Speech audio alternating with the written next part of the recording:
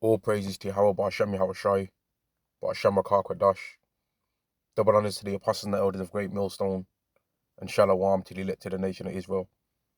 This is going to be a lesson on how Jacob and Esau are just natural enemies, man. Right? Jacob and Esau are enemies always and forever, pretty much, man. Because like this video here, I saw this video here on WorldStar, which is a website that proves pretty much why this society needs to be destroyed, man. All right, because all it is just people being chaotic as hell, man, being evil towards each other the whole time.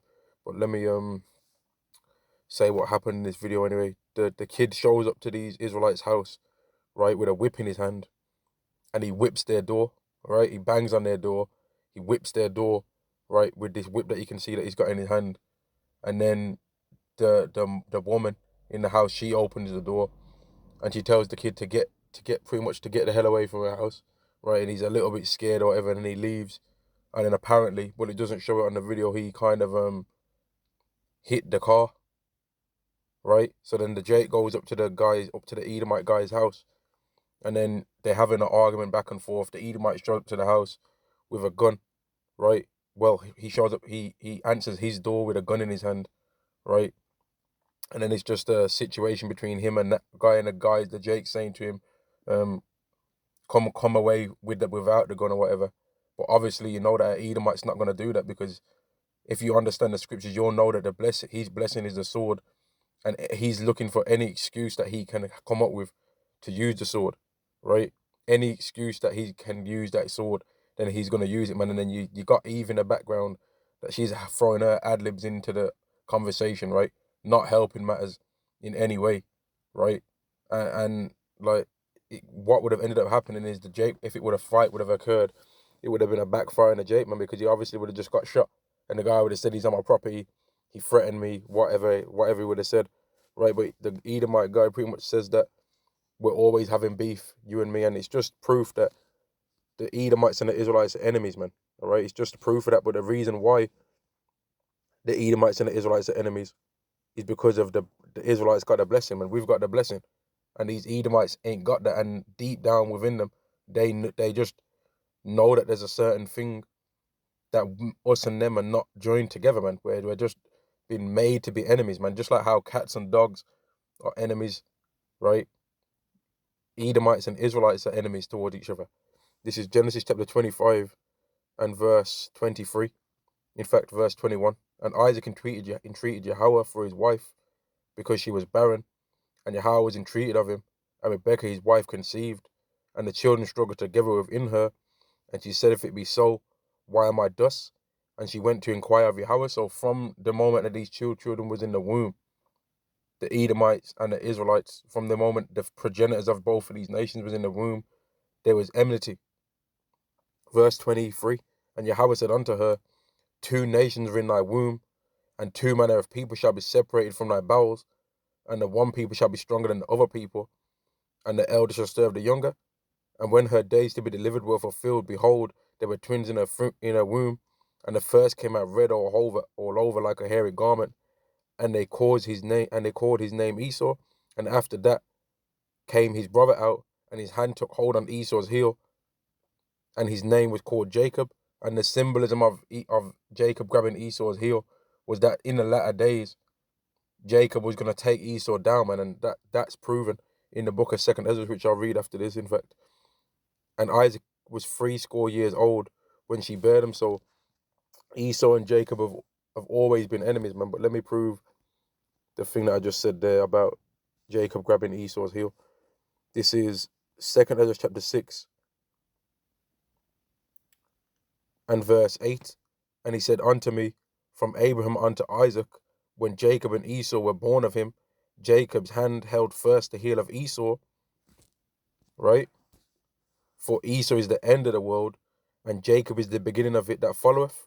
So Jacob was always destined to take down the Edomite, man, and Esau was always destined to be ruling in the end times, right? And he's always been trying to get power in the world, man. He's always been trying to be the top nation, right? He was there. Esau was there when the Israelites got captured by the Babylonians, man, by the Cushites. Esau was there during that time, right? Esau was there when the Babylonians and the Chaldees took the Israelites down, right? Esau was there burning the temples, man. Esau was there during the Persian Empire when the Persians were ruling. Esau was there trying to get us killed, man.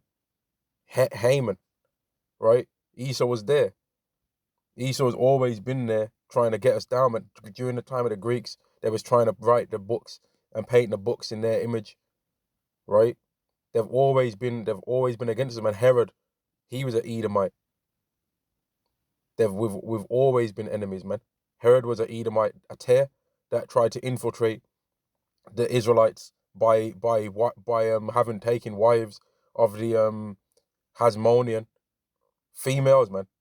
He made wives of the Hasmonean or the Maccabee, with the women from the line of the Maccabees. He made wives of those women, man, so that he could have the image, but try and not follow the ways of the Israelites, man. We've always been enemies to the Edomites, and they've always been our enemy. And this Edomite that showed up to their door with the whip, right? That's because these devils are they're wicked from the moment they're born, man. This is Psalms 58 and verse 3. The wicked are estranged from the womb. They go astray as soon as they be born, speaking lies. So one of the reasons why the Edomite boy said that he came to the house with a whip, right, was because he said that the boy, the 13-year-old boy or whatever, beat him up on his way home, right?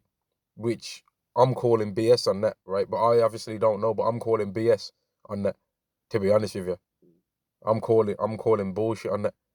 Because if someone normally beats up a little kid, they normally, right, will get their parent to come to the house. Especially if they know that their dad has got a gun. They'd just go to the house and tell their dad, and then the dad would normally be the person to show up. So I'm calling BS on that. And plus the father of that Edomite boy, he even said that they're always having beefs toward each other, man.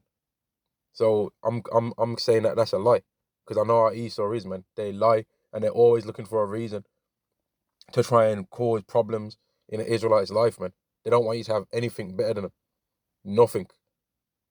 They don't want an Israelite to have anything better than them, man. And even Neely Fuller goes into that when he talks about the topics that he goes into. He pretty much goes into how he'll call them Caucasians, or we don't call them Edomites, but he pretty much says that they don't care how bad their situation is, as long as it's a little bit better than our situation. He pretty much says roughly that, man. That Edomite doesn't care how bad, but he doesn't say Edomite, but he says they don't care, right, how bad their situation is, as long as it's just a little bit better than ours, man. And that's true, right? There's Yahweh made us and them to be enemies, man, right? He made them to be our. In fact, let me go to this first, right? Esau's always. In fact, look, Salaki, I didn't even go to a particular point that I wanted to go to into the reason why the Edomites hate us. All right, but I said it, but I didn't show it in the scriptures. This is Genesis chapter 27 and verse 41. And Esau hated Jacob because of the blessing wherewith his father blessed him. And Esau said in his heart, the days of mourning for my father are at hand. Then will I slay my brother Jacob. So Esau, in his mind, he thinks that we stole the birthright, right? But that's just that method of the birthright transferring to us and being given to us was just the earthly thing that Yahweh done to make the Edomites and the Israelites have enmity toward each other even more, and to magnify it even more, even though there was always enemies. There was always enemies against each other anyway, right? But Yahweh came up with a particular thing that he decided to do that would magnify that hatred, right? And what he did was he made the Israelites, he made Jacob still so-called steal the birthright. But when you understand the scriptures, we know that we didn't actually steal the birthright, man, because that decision was made in the heavenly realm long before they'd even did any good or evil. Anyway, it was always made that Jacob was going to be the chosen. Let me read this. This is Romans chapter 9 and verse 11. For the children being not yet born, neither having done any good or evil, that the purpose of God according to election might stand, not of works, but of him that calleth, it was said unto her, the elder shall serve the younger. As it is written, Jacob have I loved, but Esau hated. So the decision for Jacob to get the blessing was already made long before Jacob had ever did anything good anyway. Jacob didn't get the blessing because he did anything good, and Esau didn't lose the blessing because he did anything bad.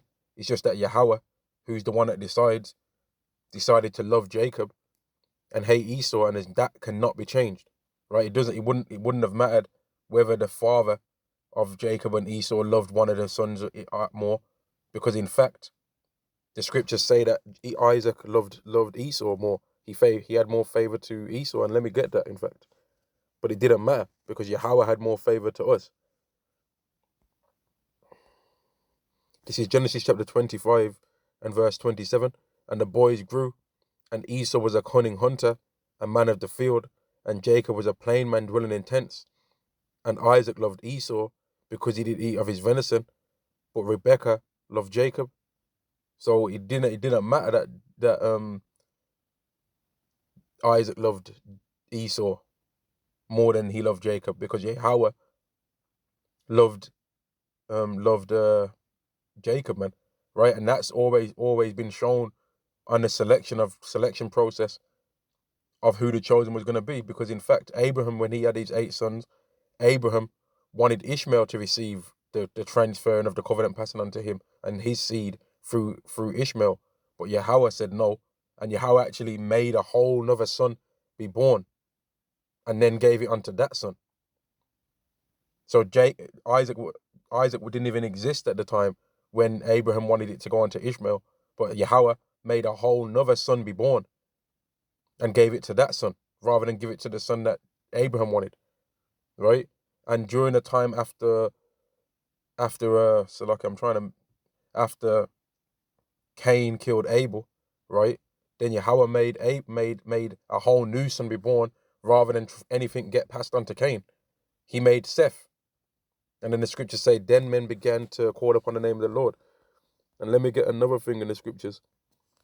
I think it's Luke the 15th chapter when it goes into the parable of Lazarus and the rich man. Maybe it's the 16th chapter. Yeah, the 16th chapter.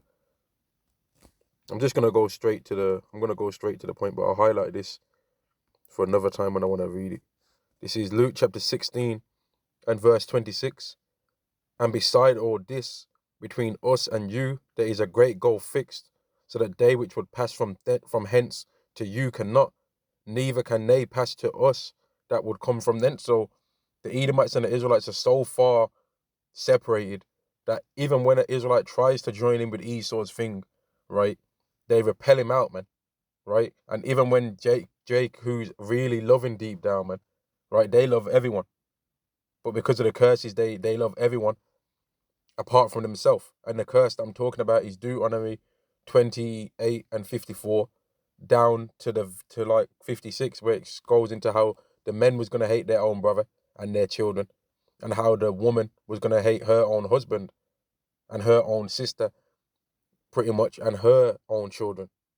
And even went into how they was going to both end up eating their children. And these things got fulfilled, some to a certain degree. Some of it got fulfilled during the times of the sieges of the Israelite of the kingdom of Judah, man. But then it's happening still even now. It's happening still even now, man, to where the woman hates her children, man. They abort them. The Israelite woman is the main one that abort their children, man. They hate their children, man. And let me read this again. This is Luke chapter 16 and verse 26. And beside all this, between us and you there is a great gulf fixed, so that they which would pass from hence to you cannot, neither can they pass to us that would come from thence. So we can't join into Esau's blessings, and Esau can't intervene into our blessings, right? And it doesn't matter how much people want to join hand in hand, it can't be overcome. This is Proverbs chapter 11 and verse 21. Though hand join in hand, the wicked shall not be unpunished, but the seed of the righteous shall be delivered. So Esau can try and join unto Jacob as much as he wants, and Jacob can try and join unto Esau as much as they want, but it's not going to end up making nothing change, man. The blessings are still going to get passed on to the Israelites. And there's enmity, and this is the reason why there's hatred between the Israelites, or the so-called Caucasians, and the so-called Negroes, Latinos, and Native Americans, is because, right, they're the Israelites, and because we've got the birthright, and Esau thinks in his mind that he's supposed to have that, right? Yeah, even right now they're pretending to be the chosen, and they're not following the laws because they can't pass from thence to us, and we can't pass from where we are onto where they are, man. And I'm gonna end the lesson there, man. There's always gonna be hatred. In fact, you know what? I'm not gonna end the lesson there. I'm not. There's another scripture I wanted to bring out because it's a continual hatred that Esau has for us, man. It's continual and never ending. This is Ezekiel chapter 35 and verse 3. And say, in fact, verse 2, Son of man, set thy face against Mount Seir and prophesy against it. Now, Mount Seir represents Esau, all right? And prophesy against it and say unto it, Thus saith Yahweh power, Behold, O Mount Seir, I am against thee, and I will stretch out mine hand against thee, and I will make thee most desolate. I will lay thy cities waste, and thou shalt be desolate, and thou shalt know that I am Yahweh. And part of the way how Yahweh is going to make Esau's cities waste is through World War III that's stirring up, man. He's already making some of their cities waste right now with the war that's happening between Russia and Ukraine, right? There's already a whole big campaign in America of making it great again, right? Over here in the UK, there's a whole Brexit thing. There was the whole Brexit thing that was going on, which was the idea of England, right, trying to rejuvenate what it used to be, right? How it used to have reverence across the world, but it's never going to get that back again. And once America gets destroyed, which is Babylon the Great, then Esau's praise throughout the world is going to be taken away because that's their main hub to promote themselves as a nation as being a so-called great people, man. Everyone goes there in the hope of getting the American dream, right? But that myth is slowly being taken away anyway, man, because everyone's realizing that they're not who they said they were, and that they're an evil nation and a foolish people. Ezekiel chapter 35 and verse 4. I will lay thy cities waste, and thou shalt be desolate, and thou shalt know that I am Yahweh, because thou hast had a perpetual hatred, and hast shed the blood of the children of Israel by the force of the sword in the time of their calamity, in the time that their iniquity had an end. So they've always been hateful towards us, man. Always. They're always looking for a method to harm us, man. They're the ones that promote abortion because they know that the main people that are aborting their children are us. They know they've checked the statistics, and they know who the main people dying from those things are, man. They know. They're completely aware of who the main people are, who the main victims are of these things. They make sure that we're the main people that end up in jail. When you check the statistics that they have, right, you find out that the people that are committing most of the crimes are not the people that are in jail the most. So what's going on there? And you find out that that Israelite is more likely to go to prison for the same crime as what Edomite does. So it's all BS, man. And then they come up with their fake stats and they lie and try and trick the world into hating us, right? And say that we're this and say that we're that. Just like Haman did, by the way, in the book of Esther. Haman lied about the Israelites and said that we've got laws that are wicked and perverse. And then after he ended up falling to death by the method that he planned for us, it was found out that actually our laws and our ways are beautiful and righteous. And that's what Esau does right now. And he's trying to make a smear campaign on the Israelites right now, man, with the help of that demon, Vocab Malone, man. That guy.